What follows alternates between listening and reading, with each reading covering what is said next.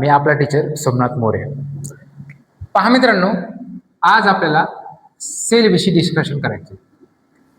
Sale and cell organelles, सेलचं structure कसं आहे, आज जो पार्ट फर्स्ट आहे त्यामधल्या बेसिक गोष्टी पाहिजेत आपल्याला, जे की पूर्ण जे लिव्हिंग थिंग्स आहे, all living things are made up of कशापासून बनली, सेल पासून बनली. जी तुमची माझी बॉडी तुमच्यासमोर दिसत असेल, पूर्ण याचं बेसिक जे युनिट आहे ते म्हणजे काय, सेल असते. पहा आता ऑल लिव्हिंग ऑर्गॅनिझमचं म्हणजे जे सर्व सजीव आहेत त्याचं एक प्रायमरीली कॅरेक्टरिस्टिक्स काय, cellular structure. Cellular structure is primary characteristics of all living things. मग सर्व जे सजीव आहेत ते कशापासून बनलेत, सेल पासून बनलेत. मग सेलची आपल्याला एक व्याख्या करता येते आपल्याला ह्या ठिकाणी. कशी करता येईल? Cell is the fundamental structural and functional basic unit of all living things किंवा लिव्हिंग ऑर्गॅनिझम. सेल म्हणजे काय तर एक स्ट्रक्चरल आणि फंक्शनल बेसिक युनिट आहे. कशाचं? All living organism. We call its cell म्हणलं जाते त्याला. आणि सेल्युलर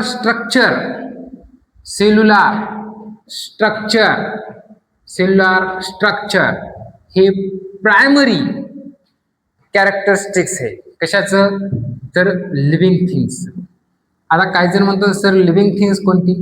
सर्व जे सर्व सजीव आहेत त्यांना आपण काय म्हणतो? लिव्हिंग थिंग्स म्हणतो.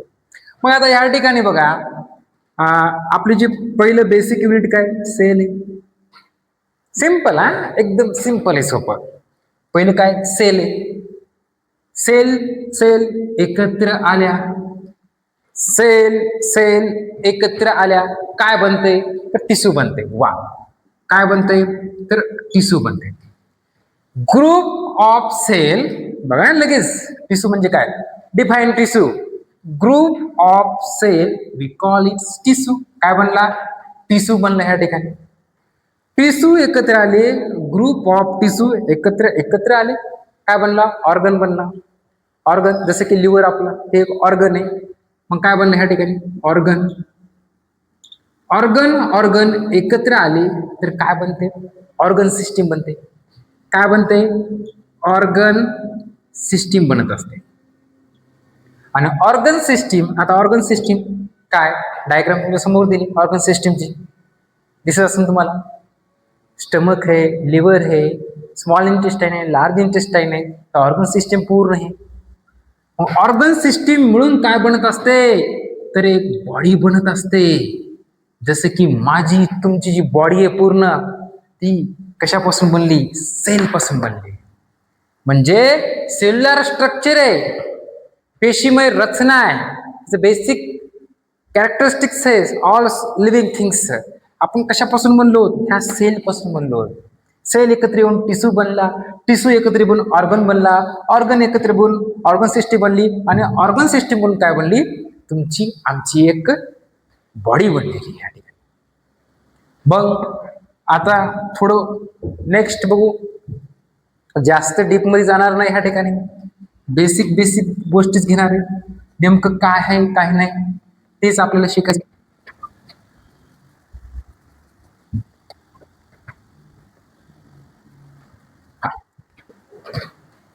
1665 रोजी एक महान सायंटिस्ट रॉबर्ट हुक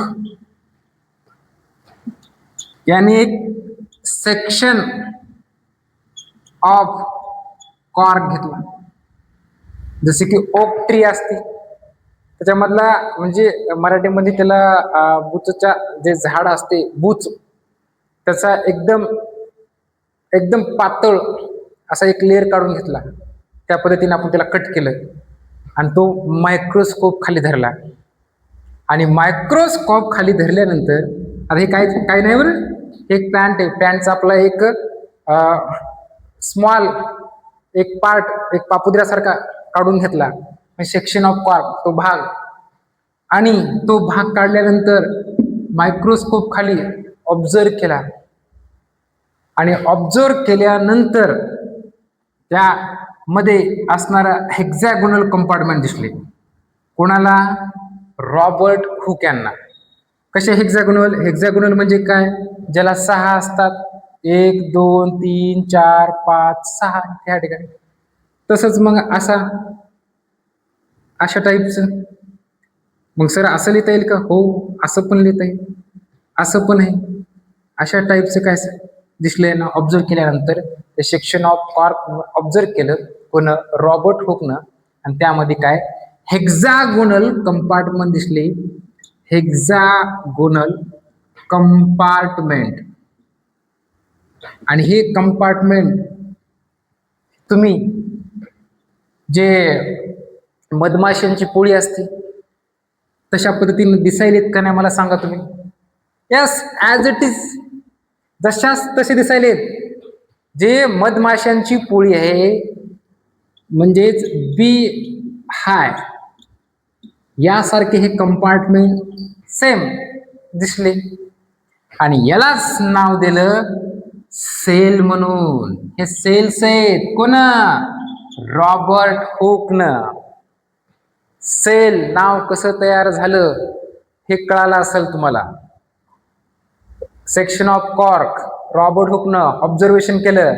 याचं कंपार्टमेंट कसं हेक्झॅगोनल आहेत, 6 आहेत बाजू. आणि कसे बी लाईक, बी हॅव यासारखं काय दिसायला लागलं, मधमाशाच्या पोळीसारखं दिसायला लागलं. आणि त्यालाच काय सांगितलं? सेल म्हणून. लॅटिन वर्ड मध्ये याला म्हणलं जाते सेला म्हणलं जाते. सेला म्हणजे काय? सेला म्हणजे स्मॉल रूम. काय? सेला म्हणजे काय? स्मॉल रूम असणं. बघा ह्या ठिकाणी स्मॉल रूम आहे.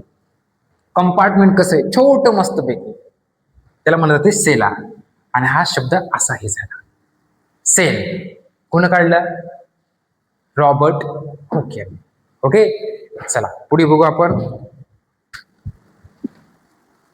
एकदम सोपं आहे, बेसिक आहे. थोडं कॉन्सन्ट्रेशन करायचं आणि पुस्तक वाचत चालायचं, बाकी काही अवघड नाही.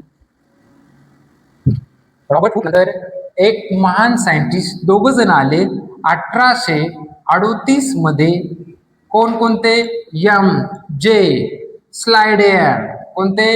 एम जे स्लायडन हा सायंटिस्ट आला. एम जे स्लायडन. आणि त्याच्यासोबतच थिओडोर शॉन, 2 सायंटिस्ट आले.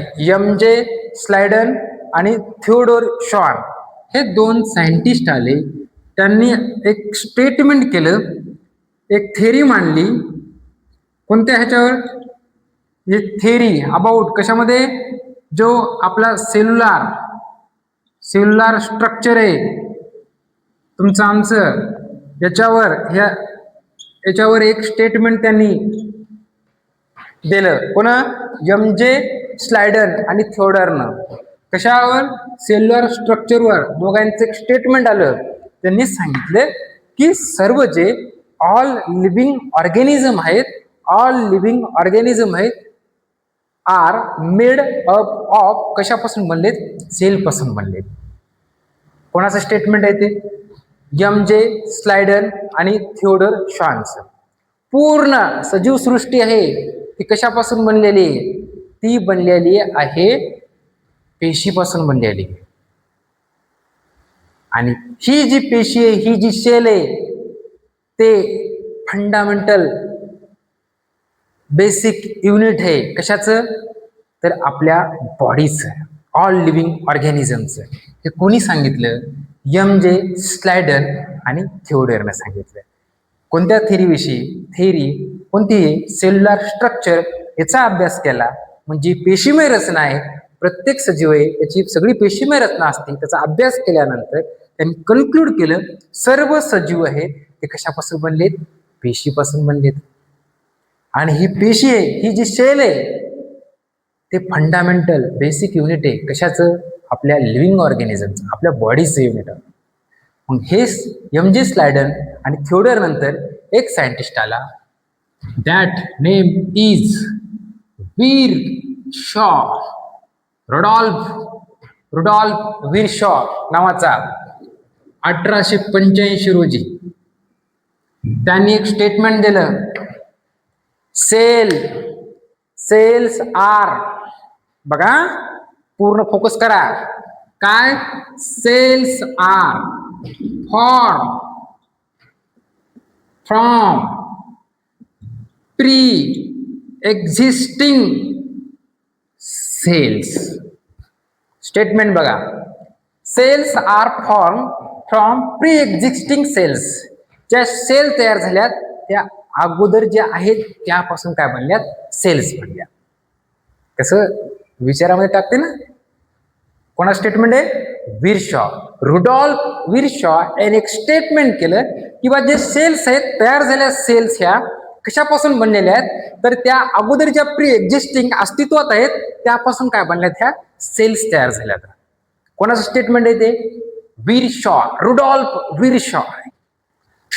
आता जी सेल आहे आपली छोटा बेसिक युनिट आहे, हे जे बेसिक युनिट आहे याला मोजायचं कसं, त्याचं मेजरमेंट कसं करायचं आणि याचं ऑब्झर्वेशन काय ते आता थोडक्यामध्ये बघू आपण. ह्या सेल आहे, ही जी सेल आहे ह्या सेलचं मेजरमेंट कसं करायचं बघा. एक सायंटिस्ट आहे अँटॉन व्हॅन ल्युएनहॉक. ओहो, कसं अलग होते ना सायंटिस्टचं नाव बी, हे कसं, अँटॉन ल्युएनहॉक, अँटॉन व्हॅन ल्युएनहॉक. बरोबर आहे, एकदम कुठे चूक नाही झालेली. हे जो सायंटिस्ट आहे त्यांनी जो लेन्स आहेत एकत्रित केल्या, वेगवेगळ्या टाईपच्या व्हेरियस टाइप्स ऑफ लेन्स एकत्र आणल्या आणि एकत्र आणल्यानंतर त्यापासून एक मायक्रोस्कोप तयार केला. काय केला, मायक्रोस्कोप तयार केला. कोण, अँटॉन व्हॅन ल्युएनहॉक. याचं, या सायंटिस्टची एवढी कामगिरी मोठी आहे. असा माणूस आहे ज्यानं जिवंत पेशी आहेत, म्हणजे जे जिवंत सजीव आहे, जिवंत पेशीचा अभ्यास करणारा पहिला सायंटिस्ट कोण आहे, तर अँटॉन व्हॅन ल्युएनहॉक आहे. ज्याने जे उपकरण तयार केले, मायक्रोस्कोप तयार केलाय, त्या मायक्रोस्कोप खाली बॅक्टेरिया प्रोटोझोआ यांचं लाईव्ह काय केले, ऑब्झर्वेशन केले. जिवंत बॅक्टेरिया प्रोटोझोआ यांच्या जिवंत पेशीचा अभ्यास करणारा सायंटिस्ट कोण आहे, तर अँटॉन व्हॅन ल्युएनहॉक आहे. मग आता जी आपली पेशी आहे ती एक्स्ट्रीमली कशी आहे, मायन्यूट आहे, लहान आहे. ती कशामध्ये मोजायची, त्यासाठी युनिट असतात. जसं की आपण दूध कशामध्ये मोजतो, लिटरमध्ये मोजतो. साखर कशामध्ये मोजतो, किलोमध्ये मोजतो. जे केळी असते, केळी कशामध्ये, डझन असते. असं म्हणत नाही किंवा 1 किलो केळी द्या म्हणून, नाही, 1 डझन केळी द्या म्हणतो. आता हे सेल आहे जी दिसतच नाही, we can not see with our naked eye, उघड्या डोळ्याने बघूच शकत नाही. मोजायचं कसं, त्यासाठी की युनिट आहेत. आपण कशाचा वापर करतो, तर मायक्रोमीटर अँड नॅनोमीटर या युनिटचा काय करतो आपण, वापर करतो. काय, त्याची साईज मोजण्यासाठी. कोणाची, तर सेलची साईज मोजण्यासाठी. ओके, तर बघा आपल्याला एखाद्या घटकाची काय मोजायची, म्हणजे साईज मोजायची सेलची, लिव्हिंग थिंग मध्ये असणाऱ्या, ते कशामध्ये, मायक्रोमीटरमध्ये आणि नॅनोमीटरमध्ये मोजतो. एक छोट सिंपल प्रॅक्टिकल आहे, त्याला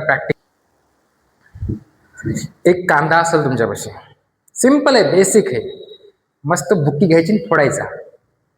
हा भाग आहे. आता दोन भाग आहेत माझ्यापाशी, हा एक आणि हा एक, एक बाजूला ठेव.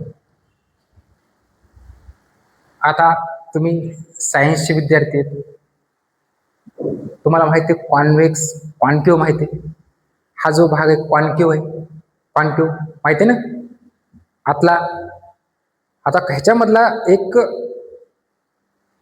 पापुद्रा एकदम छोटा जो असतो तो काढायचा, अलगदपणे काढायचा आहे, ना की त्याला असं जोरात हे जसं आपण बुक्की मारतो आणि फोडतो आणि खातो तसं नाही करायचं. या ठिकाणी काय करायचं, हा कॉन्केव आहे, कॉन्केव मधून हा पातळ बघा, हा ब्रेक व्हायला लागेल. ठीक आहे, जेवढं होईल तेवढं. यस, हा हा बघा, हा पार्ट काढला या बघा, एकदम पातळ पापुद्रा आहे. आता हा काय करायचा आहे, जो काढलाय, माझ्याकडे स्लाइड आहेत, स्लाइड अशी स्लाइड असते, काही जणांना माहित नसेल तर. लहानपणी डॉक्टरचे ना रक्त तपासायला, आता नाही, लहानपणी व्हायचं, आता बी काही जणांचं तपासते. स्लाइड आहे, स्लाइडवर तो पापुद्रा टाकून दिलाय आणि असा ठेवायचा आहे त्याच्यामध्ये फोल्ड बसला नाही पाहिजे, त्याची काळजी घ्या तुम्ही. ओके, आणि यावर वरून एक स्लाइड ठेवून द्यायची.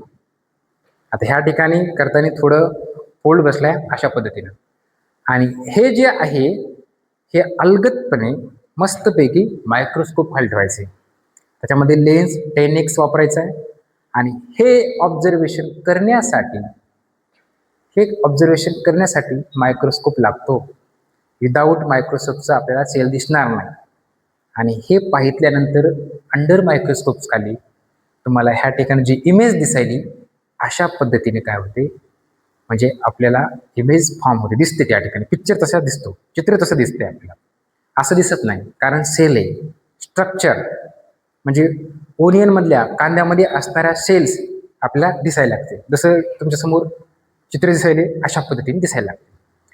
आणि बॅक्टेरिया आणि प्रोटोझो आहेत, आता सांगितलं तुम्हाला अँटॉन लेव्हनहूक याने जे जिवंत पेशीचं काय घेतलं, ऑब्झर्वेशन केलं यांचं.